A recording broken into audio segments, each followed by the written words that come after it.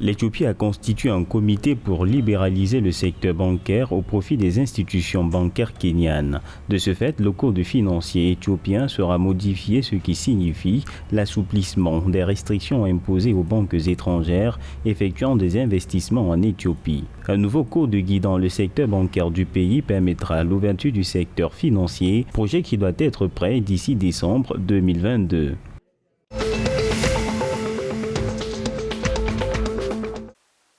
À la suite des sanctions commerciales contre la Russie, le Rwanda, grand importateur de blé, se voit obligé de rechercher des sources alternatives d'approvisionnement en blé. Au moins 64% de blé que le pays utilise proviennent de Russie, un frein à l'accès à cette denrée. Le gouvernement rwandais envisage également d'autres options, en encourageant notamment davantage de boulangeries à mélanger le blé avec des tubercules, dont la fabrication du pain.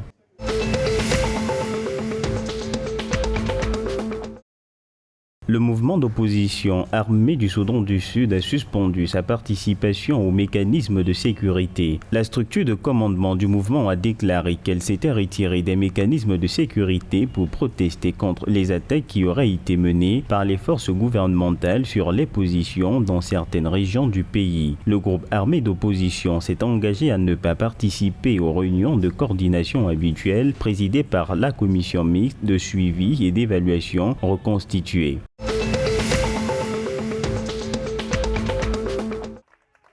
Au Soudan, les manifestants ont bloqué le 22 mars 2022 des dizaines de routes principales et ponts à Khartoum dans une nouvelle escalade contre l'autorité militaire au pouvoir. Ce mouvement de protestation empêche le déplacement des fonctionnaires et employés vers leur lieu de service. Les manifestants anti-coup d'État ont érigé des barricades et brûlé des pneus dans les rues de la capitale.